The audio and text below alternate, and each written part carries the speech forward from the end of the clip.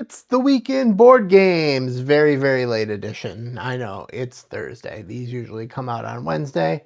Life, my man, or my woman, or my non-binary pal. Life. Um, yeah, sorry. It's just late. And you know what? I'm going to talk about that for just a minute because I've seen a lot of people talking about this on the board game creator space. It's okay. This is supposed to be fun, and yes, we like making games look good, and yes, we want to produce quality content, but like, we have lives, and it is okay to get things done when you can do them and get them done to the level you can do them. I'm not even in the place I usually sit. The backdrop's different. That's okay too. Anyway, this is Tubbs Plays Games. My name is Tubbs. I like games. Fuck. You know what? Leave it in. We made a mistake. I was about to start over.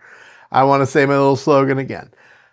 This is Tubbs Plays Games. My name is Tubbs. I play games. I like games, and so I talk about games. And this is the Week in Board Games. This is my weekly recap of all the games I played this past week. First thing, if you're watching this on TikTok, YouTube, or Instagram, I would ask that you go to the other two and watch like a minute of the video. You don't have to watch the whole thing. This is long, but a minute is nice for engagement. You could like the video. You could comment on the video. You could subscribe to the channel if you haven't already. All those things are going to make my little heart sing. And also, Board Game Arena is a website where you can play board games on the internet. I like to do that. I like to do it with you. So reach out to me. I'm JRR Tubbs on there, and let's play some games. Okay. Let's talk about the games that I played this past week. Here we go. Starting off, we played Rock Hard 1977, which is from DeVere Games. This is a worker placement game designed by the bass player of the Runaways, a fucking kick-ass band. That's 2 F-bombs in this video. Not usual for me, but that's okay. The Runaways rule, and this game was super fun. The theme is spot on. It, as my friend who played it with me said, the game is oozing with theme, and I thought it worked really, really well. I really enjoyed it. I look forward to another play of this one for sure. Moved on to playing Etherstone. This was my second time playing Etherstone, which comes to us from Thundergriff Games. Etherstone is kind of I guess, a drafting hand management game of sorts. And yeah, the second play of it, I kind of got a little bit more understanding of it.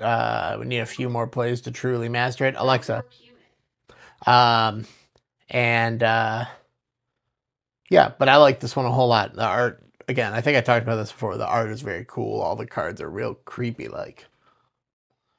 I got together with one of the guys from my board game group, and we decided to have a 2-player night. Nobody else was available to game, and that was not going to stop us. So we met up at a local pub and played a couple games. We started off with Canar. Canar's from Pandasaurus Games. It's a drafting game of sorts and a set collection game. And this has been taking my board game group by storm since my wife got it for me for Christmas.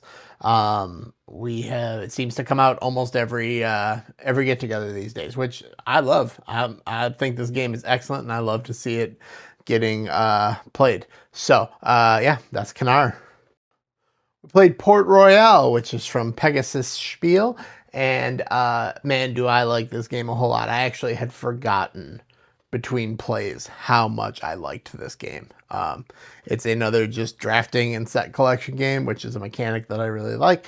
Yeah, this is an excellent, excellent game. Plus, I love a game that is just cards and is so good. And that's what this is. You can carry this around in your pocket if you wanted to. It's got a bigger box, but you put it in a deck box. There you go. We played some Jaipur, which is from Space Cowboys. Again, a drafting and set collection game. I remember, so early on in my journey into getting deeper into board games, I was playing on Board Game Arena with some people, and we decided to break off into 2-player groups, and I was introduced to this game. The next day, I think, my wife and son took me to a board game store to let me shop for my birthday, and this was one of the games that I grabbed. A few months later, my wife and I went on our honeymoon. I brought this with me, and taught her, and I think we played like 6 times in a row. Jaipur is an excellent game that, again, it fits in a little small box. It's just cards and a couple of tokens. And man, I think I would call it an excellent bar game. Table space does not take up a lot of table space, and can be played very easily in a bar. So Jaipur is 2 thumbs up for me, even though that was 1. There, 2 thumbs. And we finished up the night with Watergate from Capstone Games. Watergate is a game I'm looking forward to playing with my dad. It's a tug of war game that, again, the theme of it is just so good. You play as either the Nixon administration or the media trying to catch Nixon during the Watergate scandal. And it's just this push-pull of cards and effects and trying to get tokens to put on this board to connect Nixon to conspirators.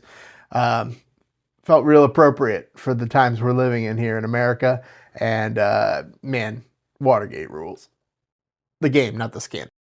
My son and I had some downtime on Saturday, and what I like to do with him sometimes is set up a game that is above his suggested age level.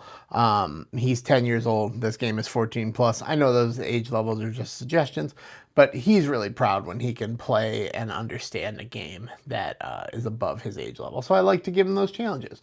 So we played Euphoria, Build a Better Dystopia, which is from Stonemaier Games. It's a worker placement game set in the theme of trying to escape a dystopia and needing workers to help you do so. And I really, really enjoyed it a lot. I'm not going to say too much because this is on my schedule to review in the near future, so I don't want to spoil that. Speaking of games on my schedule to review, keep an eye out because probably tomorrow or early next week, we're going to be dropping a review of Dragon Scrolls. This is from Moon Saga Workshop. They sent me a copy of this game to play and review. Very, very exciting. And what is amazing about this game is it plays in 10 minutes and it is still enough to hold people's interest. I love a game that can be satisfying and played in 5 to 10 minutes. So yeah, we'll talk more. When my son is with me at our Sunday meetups, there's always a delicate balance of like, I want to get him involved in the games and make sure he's playing games that he likes and knows, but also keeping the more serious gamer friends that are there also engaged and enjoying playing with him. So we went to Carcassonne, an absolute classic that my son is a big fan of. So Carcassonne, that is from Z-Man Games, and it is a tiling game. I mean, if you're watching a thing about board games, you probably know Carcassonne. If you don't, check it out. We moved on to Broom Service from Ravensburger Games, another absolute favorite of mine. This is a pick up and deliver game with a trick-taking element that is very, very cool. You can play cards either brave or cowardly. If you play them cowardly, you get a lesser effect immediately. If you play them brave, you get a chance for a bigger effect, but anybody else in line after you to play a card could play the same card bravely and take the effect from you. Man, what a good game. It's also got event cards, which I know a lot of people don't like, but I do. I like event cards. I like a game to get all twisty. And we closed out the day and our gaming week with Emerald Skulls, or Goblin Gems, as my board game group calls it, which comes to us from Thunderworks Games. It's what we in the group call a degenerate gambling game. You're rolling dice and trying to place them on this goblin skull to meet various conditions. I don't know a lot about craps, but I think it's kind of like craps. I don't know. But it was my son's first foray into gambling, and he was so excited about it. And Emerald Skulls is great. Like I said, that does it for the games for the week. The last thing we need to do is announce the ultimate game of the week. If you're new here, Game of the Week is a hashtag that I run on Instagram where the board game community posts throughout the week their favorite game they played that week. I collect all those results, I post them in a list to my stories on Monday, and the board game community then votes for their top 3. Whichever game gets the most votes is crowned ultimate game of the week. And so, congratulations this week to Calico, which was nominated by Becky.versus.boardgames.